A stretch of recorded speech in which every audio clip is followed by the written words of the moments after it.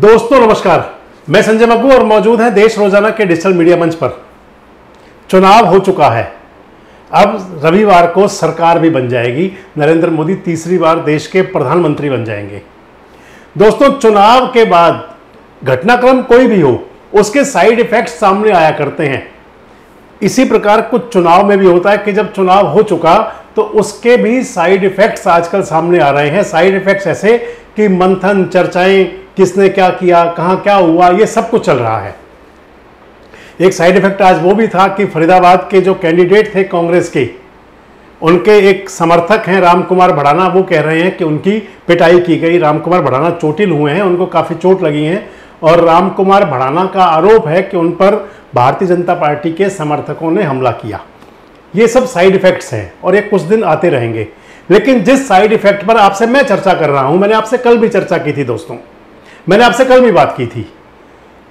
कल मैंने आपसे बात की थी पलवल जिले के बारे में, और मैंने आपसे कल बात की थी कि कांग्रेस के जो कैंडिडेट थे महेंद्र प्रताप, उनके लिए जो कांग्रेस के प्रभारी हैं दीपक बावरिया, उन्होंने कहा कि फरीदाबाद लोकसभा में भीतरघात हुई थी। और मैंने आपको कल एक वीडियो आपके साथ शेयर किया था। मैंने आपसे कहा था पलवल जिले के बारे में, करण सिंह दलाल के बारे में मैंने खासकर चर्चा की थी। आज मैं आपसे उस पूरे मामले को लेकर, खासकर कांग्रेस को लेकर चर्चा में हूं।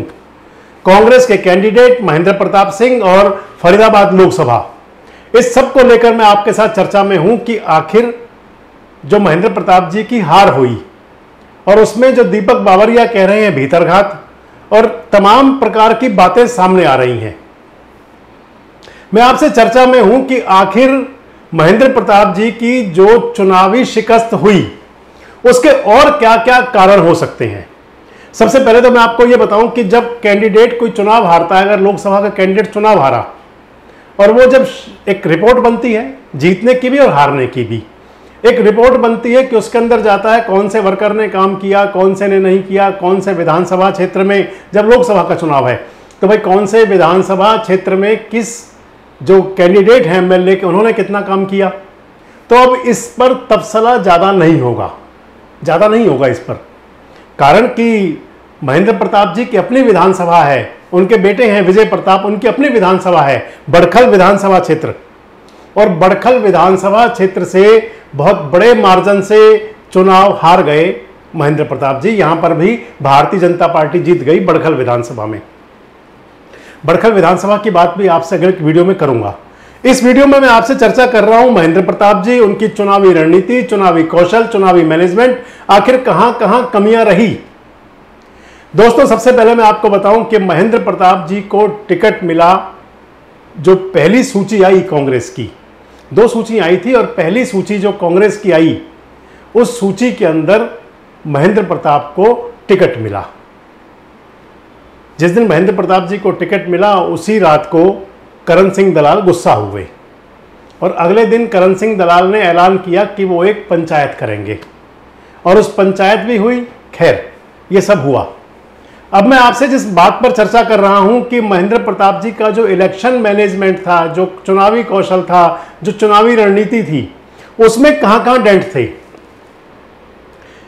सबसे पहले तो महेंद्र प्रताप जी को इस चुनाव के अंदर, एक तरफ तो भारत कांग्रेस के नेता हैं ही हैं, कांग्रेस के तमाम नेता होडल से लेकर के और तिगांव तक 9 की 9 विधानसभाओं में जो कांग्रेस के नेता हैं वो तो है ही हैं, उन पर बाद में आता हूं। पहले मैं आपसे जिक्र करूं कि कुछ ऐसे नेता भी थे जो दूसरी पार्टियों में थे और उन्होंने समर्थन दिया महेंद्र प्रताप जी को। अब उनके अंदर एक बड़े नेता थे चौधरी हर्ष कुमार, होडल और हथीन विधानसभा क्षेत्रों में उनका असर है। बड़ी बात यह है कि क्या जब हर्ष कुमार जी समर्थन दे रहे थे, क्योंकि हर्ष कुमार की पंचायत पहले ही हो गई, महेंद्र प्रताप जी को जब टिकट मिला तो टिकट मिलने के कई दिन तक उनकी चौधरी उदय भान से मुलाकात नहीं हुई। चौधरी उदय भान कांग्रेस के प्रदेश अध्यक्ष भी हैं, होडल विधानसभा भी उनका है, और होडल विधानसभा के कैंडिडेट होने के नाते, कांग्रेस के प्रदेश अध्यक्ष होने के नाते, क्या जब हर्ष कुमार जी से समर्थन लिया जा रहा था, जब हर्ष कुमार ऐलान कर रहे थे और उस पंचायत के अंदर महेंद्र प्रताप जी के बेटे विनय प्रताप पहुंचे थे, तो उस बैठक के अंदर क्या कोई बात हुई थी? क्या चौधरी उदय भान से पूछा गया था कि हर्ष कुमार समर्थन दे रहे हैं, हमें क्या करना चाहिए। अब अगर पलवल में आए तो पलवल में सुभाष चौधरी हैं, पूर्व विधायक हैं, कभी लोकदल में हुआ करते थे, बाद में बीजेपी में गए, आजकल पार्टी विहीन है, कांग्रेस ज्वाइन तो नहीं की उन्होंने भी समर्थन दिया। तो भाई जब सुभाष चौधरी समर्थन दे रहे थे, जब आप सुभाष चौधरी का समर्थन ले रहे थे, तो जरूरी तो यह भी होना चाहिए था कि करण सिंह दलाल से भी पूछ लिया जाता, क्योंकि करण सिंह दलाल यहां पर कैंडिडेट विधानसभा के रहे हैं, 5 बार विधायक रहे हैं, लोकसभा का टिकट भी वो मांग रहे थे। उस बात को छोड़िए आप, ये तो 2 नेता वो थे जो बाहर से आए थे। अब मैं आपको चलता हूं लेकर तिगांव से आकर के और होडल विधानसभा तक कि आखिर कहां कहां मैनेजमेंट में कमियां रही होंगी, कहां कहां कमियां रही होंगी चौधरी महेंद्र प्रताप के साथ। तिगांव विधानसभा क्षेत्र, ललित नागर वहां के पूर्व विधायक हैं। आपको मैं ले चलता हूं 2019 में ललित नागर को टिकट मिला था, लोकसभा का टिकट मिला था ललित नागर को, और उस समय वो विधायक हुआ करते थे। उनको टिकट मिला और टिकट उनके पास 3-4 दिन रहा, बाद में उनका टिकट कटा ललित नागर का और उनकी जगह टिकट मिला अवतार सिंह भड़ाना को 2019 के चुनाव में। और बताते हैं उस टिकट के पीछे चौधरी महेंद्र प्रताप का बड़ा हाथ था, उनका टिकट छिनवाने में, अवतार भड़ाना को टिकट दिलवाने में। और वो जोर का झटका ललित नागर ने क्या धीरे से दे दिया। ललित नागर ने सभा भी कर दी बड़ी, सारा मैनेजमेंट भी संभाल लिया, लेकिन उसके बाद क्या हुआ दोस्तों, तिगांव विधानसभा में उतनी बड़ी उनको शिकस्त मिली महेंद्र प्रताप जी को, जो कृष्णपाल गुर्जर के खेमे ने भी नहीं सोची थी। कृष्णपाल गुर्जर खेमा कहता था कि 35-40 हजार के आसपास लीड निकल सकती है तिगांव की, लेकिन वो 50 हजार क्रॉस कर गई, 50 हजार से भी आगे निकल गई। अब अगला विधानसभा है फरीदाबाद विधानसभा। लखन सिंगला कमान संभाले हुए थे। मैं आपको आगे बढ़ूं तो उससे पहले आपको एक बात जानकारी दूं, लेकिन जो सुधी दर्शक हैं खासकर फरीदाबाद के, वो जानते भी होंगे। फरीदाबाद के अंदर एक जुट कह सकते हो, एक गुट कह सकते हो, एक जुगलबंदी कह सकते हो। वो जुगलबंदी थी महेंद्र प्रताप जी के बेटे विजय प्रताप, इधर लखन कुमार सिंगला, बल्लभगढ़ से शारदा राठौर, पृथला से तरुण तेवतिया, चौधरी रघुवीर सिंह तेवतिया के बेटे। एक जुगलबंदी थी और इनका ऐसी जुगलबंदी थी बढ़िया वाली बिल्कुल। चुनाव के दौरान में मैंने आपको कई वीडियो शेयर किए थे, मैंने आपको बताया था, वो पत्र वाली चिट्ठी वाली बात भी मैंने आपसे साझा की थी। खैर, और इसके अंदर एक और थे नीरज शर्मा विधायक NIT वाले। तो मैं आपसे बात कर रहा हूं भी फरीदाबाद की। फरीदाबाद के अंदर लखन सिंगला ने कमान संभाली और उन्होंने मेहनत भी की, काम भी किया। लेकिन कांग्रेस का जो दूसरा गुट था, जो कहीं ना कहीं लखन सिंगला के से उनकी नाराजगी हो सकती है। हर पार्टी के अंदर कई गुट होते हैं और जब चुनाव चलता है तो चुनाव के अंदर सबको साथ लेकर चला जाता है, चुनाव में सबको साथ लेकर चला जाता है। दूसरा जो ग्रुप था, रोहित सिंगला हुए, अनिल शर्मा पार्षद हुए, ये लोग नाराज होकर बैठे रहे। ऐसा भी समय था कि जब उनके निवास पर चाय पानी की व्यवस्था हुई थी और महेंद्र प्रताप जी वहां नहीं पहुंचे थे। ये सब डेंट होते हैं चुनाव के। और फरीदाबाद विधानसभा, जहां पर कि दावा तो ये था और लगता भी ऐसा था कि यहां की लीड 8-10 हजार की रह जाए, लेकिन वो लीड भी 30-35 हजार पार चली गई। ये सारी बातें विधानसभा चुनाव के कैंडिडेट्स के लिए भी हैं, उनको भी सोचना होगा। तो इधर जो डेंट लगा वो, हालांकि उन लोगों ने पार्टी में कितनी मदद की नहीं की, इस सवाल पर नहीं हूं मैं उस बात पर हूं कि अगर इलेक्शन मैनेजमेंट होता और अगर बैलगाड़ी के अंदर भी 2 बैल साथ जोत लिए जाते हैं, रेलगाड़ी के भी 2 पहिए साथ साथ चलाए जाते हैं। कई बार ऐसा भी होता है कि एक पहिया थोड़ा सा पंचर होता है, उसमें हवा कम होती है, लेकिन जो वाहन चालक होता है, ड्राइवर होता है, बड़ी कुशलता से जिस पहिए की तरफ लोड डालना हो वहां लोड डाल देता है, जो पहिया में हवा कम है उसमें थोड़ा प्रेशर कम कर देता है, लेकिन गाड़ी खींच के ले जाता आगे तक। लेकिन यहां पर मैं मानूंगा कि, और आपको भी मानना होगा कि यहां पर चौधरी महेंद्र प्रताप और उनके जो रणनीतिकार थे, उनका कौशल्य यहां पर कम हुआ। अपनों को तो साधा जा सकता था, लेकिन जो पार्टी के और लोग थे उनको रोका जाना चाहिए था। अब अगली में आता हूं आपके साथ फरीदाबाद NIT सीट पर। नीरज शर्मा विधायक हैं, कई प्रकार के कपड़े पहनते हैं, कभी टाट वाले, कभी कफन वाले, कभी कोई, कभी रामनामी पहन लेते हैं। बहुत प्रकार का उनका सब कुछ चलता है और नीरज शर्मा की राजनीति बहुत अलग किस्म की है। फरीदाबाद एनआईटी वो विधानसभा सीट थी जहां महेंद्र प्रताप का खुद का अपना असर, अगर फरीदाबाद जिला जो शहरी जिला है उसके अंदर सबसे ज्यादा मेव मुस्लिम मतदाता थे तो वो एनआईटी में, जाट मतदाताओं की बड़ी संख्या थी एनआईटी में। लेकिन नीरज शर्मा के अलावा और कार्यकर्ताओं पर विश्वास क्यों नहीं किया गया? मेरी किसी एक मीडिया के साथी से बात हो रही थी, मुझे वो बता रहे थे और मैंने खुद भी देखा था, सत्यवीर डागर हैं यहाँ पर, झाड़ सैतली गांव है, जाट समाज के बड़े नेता हैं। सत्यवीर डागर लगातार कोशिश करते रहे कि उनको समय मिल जाए, लेकिन जो मेरे सूत्र बता रहे हैं उनको अंत में संदेश ये दे दिया गया कि आप नीरज शर्मा से बात कर लें। अरे भैया, जब सत्यवीर डागर नीरज शर्मा के मुकाबले चुनावी लड़ाई की तैयारी करते हों, टिकट की लड़ाई लड़ते हों, तो आखिर वो कैसे नीरज शर्मा से बात कर लें? दूसरा पेच वहां रघुवीर सिंह तेवतिया जी का अड़ता था कि रघुवीर सिंह तेवतिया के सामने कोई बड़ा जाट नेता ना उभरे, इसलिए शायद सत्यवीर डागर इग्नोर होते रहे। अब राजनीतिक हलकों में जो बात यह है कि सत्यवीर डागर को जो करना था, चुनावी चंदा ये वो जो करना था उन्होंने किया और चुपचाप से पतली गली से वो निकल गए सिरसा शैलजा जी का चुनाव प्रचार करने के लिए। और भैया कोई भी यही करेगा, अगर किसी आदमी को तवज्जो नहीं मिलेगी तो वो यही तो करेगा। तो सत्यवीर डागर गए, सत्यवीर डागर के जाने के दो नुकसान हुए दोस्तों। सत्यवीर डागर के समधी हैं उत्तर प्रदेश वाले चौधरी साहब, लक्ष्मी नारायण चौधरी, यूपी की सरकार के अंदर उनका पूरा दबदबा है, मंत्री हैं सरकार के, सरकार कोई भी हो वजीर लक्ष्मी नारायण बनते हैं, चाहे मायावती जी की सरकार हो चाहे बीजेपी की सरकार हो, तो लक्ष्मी नारायण जी का अपना दबदबा है। समधी हैं वो सत्यवीर डागर जी के, रिश्तेदार बहुत नजदीक की है। लक्ष्मी नारायण चौधरी बहुत दिन तक इंतजार करते रहे पहले, भाई चले वो भारतीय जनता पार्टी में है, यहाँ कांग्रेस के थे, लेकिन नाते और रिश्ते आगे रहते हैं, कई बार राजनीति के हथियार कुंद हो जाते हैं। लक्ष्मी नारायण चौधरी के पास जब ये संदेश पहुंच गया कि उनके रिश्तेदार का वो मान सम्मान नहीं है, तो लक्ष्मी नारायण चौधरी भी 8 जमे होडल विधानसभा में, होडल में आ जमे वो, और उनका होडल में पूरा असर है।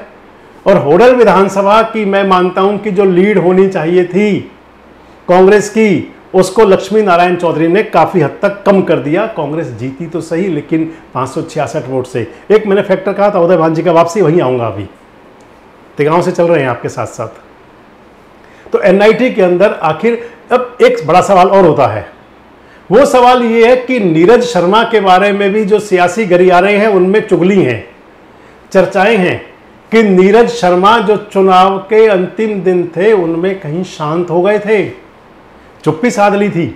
वैसे मैं आपको यह भी बता दूं, एक आजकल एक बात चल रही है कि जिन क्षेत्रों में कैंडिडेट पिछड़े हैं वहां के नेताओं को टिकट का खतरा है, तो नीरज शर्मा तो उनके पिताजी पंडित शिवचरण जी निर्दलीय विधायक बनकर ही हुड्डा साहब की सरकार में चौधर पाके गए थे, इसलिए उनको तो लगता है निर्दलीय लड़ लिया जाए तो और ज्यादा बेटर है।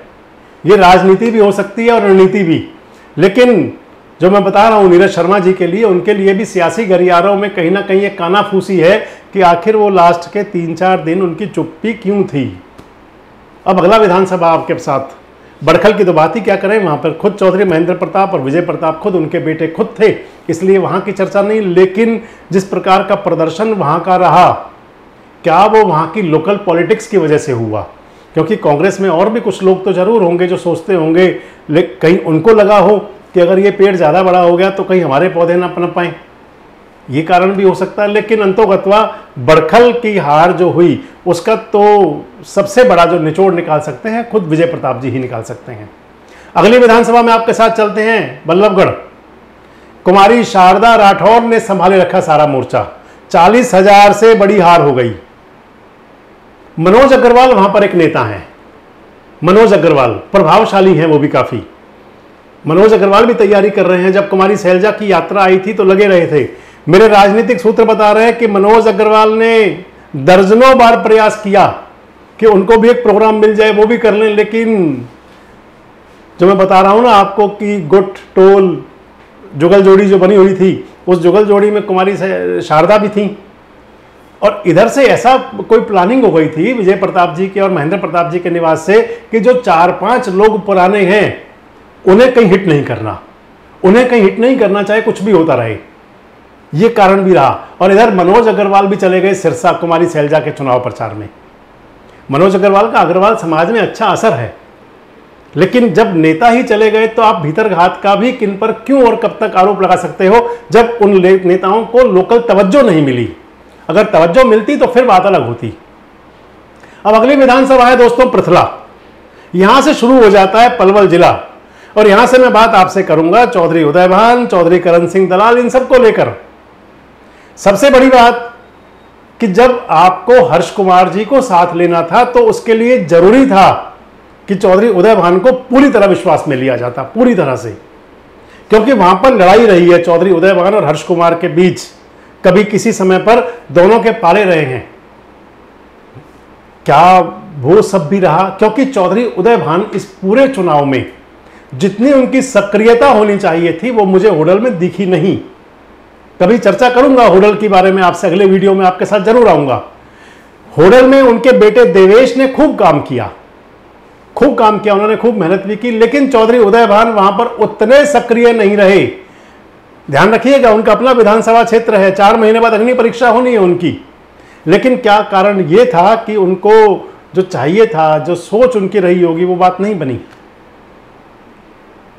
इसका जवाब तो अच्छे से खुद चौधरी उदयभान दे सकते हैं या चौधरी महेंद्र प्रताप बता सकते हैं। लेकिन यह जरूर है, जहां तक मैं समझता हूं, कि पहला दरवाजा नॉक किया जाना चाहिए था चौधरी उदयभान का टिकट मिलते ही, कि चौधरी उदयभान जी आप चुनाव को संभालिए, करण सिंह दलाल आप चुनाव को संभालिए। अब आते हैं करण सिंह दलाल पर, क्योंकि पृथला से मैंने आपसे बात शुरू करनी है और यहां कनेक्शन है करण सिंह दलाल का, चौधरी उदयभान के कनेक्शन है दोस्तों। करण सिंह दलाल का कनेक्शन यह है कि करण सिंह दलाल जब टिकट की मांग कर रहे थे कांग्रेस की, तो उनके साथ कई नेता दिखते थे मुझे। टेकचंद शर्मा दिखते थे। टेकचंद शर्मा पृथला के पूर्व विधायक रहे हैं। टेकचंद शर्मा के बारे में अगर करण सिंह दलाल को कहीं सीधे साध लिया जाता तो फिर टेकचंद शर्मा और केहर सिंह रावत भी सधते जरूर। अब इधर टेकचंद शर्मा के बारे में आप ये सोच लीजिए कि वो कई दिन तक तो इंतजार करते रहे, और उसके बाद में उन्होंने नेताजी कृष्णपाल गुर्जर का दामन थाम लिया और अपना आराम से घर बैठे हुए उन्होंने कृष्णपाल जी की मदद की, फूल का जितना वो कर सकते थे फूल को खिलाया। अब अगर यहीं इसी विधानसभा क्षेत्र में अगर रघुवीर सिंह तेवतिया जी से ये कहा जाता कि तेवतिया साहब भारतीय जनता पार्टी में भी 8-9 कैंडिडेट बने हुए हैं, सबको मिलेगा तो भाग का, हम और आप तो साथ हैं, लेकिन एक बार चुनाव तो लड़ लें। हो सकता था कि टेकचंद शर्मा को भी साथ जोड़ा जाता तो शायद यहां पर चुनावी ग्राफ कुछ और बढ़ता। टेकचंद शर्मा जोड़े जाते तो सत्यवीर डागर का असर पृथला विधानसभा में भी पूरा है, जाट मतदाताओं पर असर है उनका भी। इसके अलावा और भी कई नेता हैं पृथला विधानसभा के। राकेश तंवर हैं, मुझे कहीं सक्रिय दिखाई नहीं दिए कांग्रेस के वो नेता। कुमारी शैलजा के समर्थक हैं। अब इन सब लिहाज से माने तो पृथला के अंदर भी जोड़े जा सकते थे और लोग। अगली विधानसभा मैंने पलवल की आपसे बात कर ही ली। पलवल के बारे में मैंने आपको पहले ही बता दिया कि सुभाष चौधरी अगर साथ जोड़े जा रहे थे तो करण सिंह दलाल की सहमति अगर होती तो और ज्यादा अच्छा होता। अब अगर अगले विधानसभा अंतिम पर आते हैं आपके साथ हम, तो वो है हथीन। हथीन विधानसभा क्षेत्र ने कांग्रेस के लिए मास्टर स्ट्रोक था। मैं कई वीडियोस में कहा करता था और वो रहा। 51,000 वोटों की वोट लीड मिली, 51,000 की। लेकिन दिक्कत तो यहां भी थी। चौधरी इजराइल हैं यहां पर, चौधरी जरेब खां के सुपुत्र पिछले विधानसभा चुनाव में कैंडिडेट थे और चौधरी इजराइल ने खूब मेहनत की। लेकिन कहीं ना कहीं उनको भी विश्वास में लिया जाना चाहिए था जब चौधरी हर्ष कुमार को साथ जोड़ा जा रहा था। हर्ष कुमार जी की पंचायत पहले हो गई और इधर जलेब खां जी के बेटे चौधरी इजराइल की, चौधरी उदयभान की, करण सिंह दलाल की, ये सब बाद में होती रही। यानी कि अपनी जो पार्टी के नेता थे वो कहीं नेपथ्य में जाते रहे और जो आयातित होकर के आए थे, जिन्होंने बाहर से समर्थन दिया था, वो क्या रीजन थे मैं उस पर बात नहीं कर रहा। लेकिन ये जरूर है कि ये सारी वजह रही कि इलेक्शन मैनेजमेंट पूरा ना होना, चुनाव की पूरी जो कार्यशैली जोड़ी जाती है, कार्यशाला बनाई जाती है चुनाव लड़ने के लिए, कौन क्या करेगा, किसके हिस्से क्या रहेगा। अगर एक विधानसभा क्षेत्र में 10 नेता हैं तो 10 को जोड़ा जाता है। लेकिन यहां की स्थिति कुछ भिन्न थी। दोस्तों, आप मेरी बात से कितना सहमत हैं? आप कितना समझते हैं कि इलेक्शन का मैनेजमेंट मैं आपसे एक बात और शेयर करता चलूं कि चुनाव से पहले मैंने कहा था कि कांग्रेस अगर हारी तो माइक्रो मैनेजमेंट ना होना बहुत बड़ा कारण रहेगा, और आज मैं आपसे वही चर्चा कर रहा हूं कि इलेक्शन के लिए माइक्रो मैनेजमेंट जो नहीं था वो कितना दुखदाई साबित हुआ। कमेंट्स बॉक्स में जरूर बताएं। जुड़े रहे हमारे साथ, देखते रहें देश रोजाना। हमारे साथ जुड़े रहने के लिए देखते रहिए देश रोजाना का YouTube चैनल सब्सक्राइब कीजिए। साथ ही देश रोजाना की खबरें सबसे पहले देखने के लिए प्रेस कीजिए बेल आइकन।